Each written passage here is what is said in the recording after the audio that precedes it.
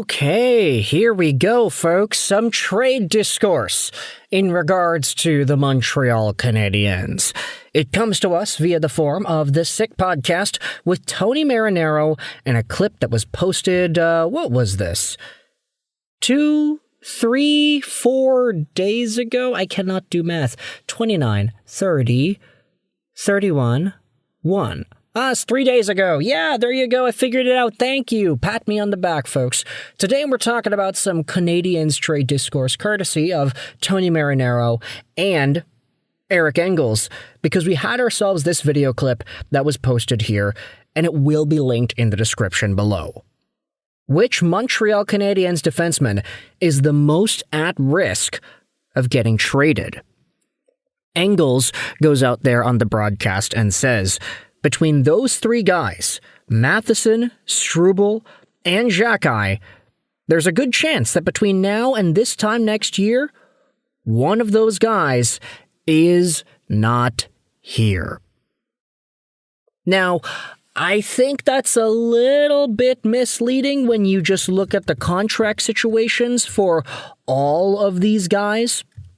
Mostly because if you take a look at the Habs and their negative $6 million in projected cap space, and you scroll all the way down, you will see that at least one of these guys, or maybe even two of them, have their contracts expiring next year. Mike Matheson is a UFA in 26-27. Arber Xhekaj is an RFA in 26-27. Amongst these guys that are labeled out by Eric Engels as potential Canadiens departures, only Jayden Struble is actually on the books for next year. Which is interesting, but it does illuminate the direction that the Montreal Canadiens are going to go down. And when you consider some of the other names that will be tossed into the mix here, David Reinbacher is not a full-time Hab. You have some other guys who are developing and doing their thing. It becomes a little easier to talk about whom it is will depart the team. But when it comes to the actual commentary, this is a 1 minute and 30 second long clip. We're not going to go out there and watch it.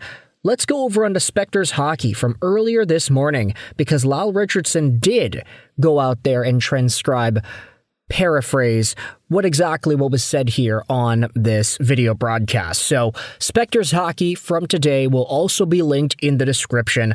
August 1st, 2025. Could the Canadiens trade a D-man this season? On the Sick Podcast with Tony Marinaro, Eric Engels went out there and said that he believes the Canadiens could end up moving a defenseman at some point during this season. He singled out Matheson, Struble, and Xhekaj. Between those three guys, Matheson, Struble, Xhekaj, there's a good chance that between now and this time next year, one of those guys is not here. Promising blue liner David Reinbacher is a vital part of Montreal's long-term plans, and he could get some NHL games this season. Adam Engstrom is another rear guard who has real value with the Canadiens. Just saying, having Reinbacher and Engstrom on the team as full-time Habs sometime in the next few years with Hudson, Gooley, Dobson, they're all going to be pretty young. I think Alexandre Carrier is going to be the oldest dude. Is that correct? Something like that? Oh, man. Gone are the days with Petrie and Edmondson and Ben Sherratt, and I get that team ended up making the finals, but still, the Habs did do some pretty quick turning around here, didn't they? Here is what Spectres Note goes out there and says. It's a really big one. Let's read this here, folks. Matheson, Struble, and Xhekaj will stay put if Reinbacher and Engstrom need more development with the AHL team in Laval. If one or both improve significantly, management must move someone to free up a blue line spot. Mike Matheson seems the most likely trade candidate. He'll turn 32 in February, he's eligible for UFA status next July, and at times, his defensive breakdowns incurred the wrath of the Canadiens faithful. Man, what a poetic way to go out there and describe it. Yeah, he incurred the wrath of Habs fans with his shooting the puck in the shin pads and defensive breakdowns.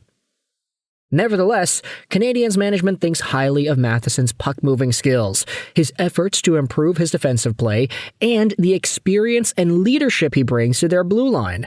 They could attempt to re-sign him to a contract extension before next July.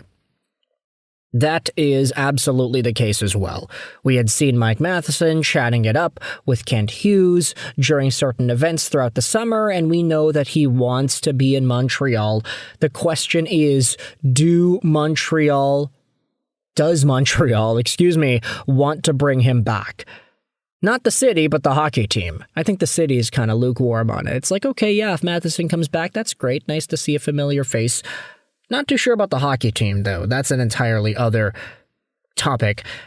Jayden Struble, 23, just signed an affordable 2-year contract. He started last season in Laval, but worked his way into the Canadiens lineup, becoming a reliable part of their blue line by the end of the year. Whether he can build on that to maintain a regular roster spot remains to be seen. Xhekaj's size, his physical game, and his scrappy style make him a fan favorite in Montreal. However, the 24-year-old was a frequent healthy scratch down the stretch last season, raising questions about his future with the Canadiens. And here's the thing as well. I mean, Arber Xhekaj is so valuable, despite the fact that he doesn't really get played as much as a guy whose value would imply he should be getting played. Like, the way Canadiens fans talk about Arber Xhekaj, it's like, oh yeah, this guy is the next coming. He's going to be so important. He is so useful. His game, his policing of the on-ice activities, it's so important.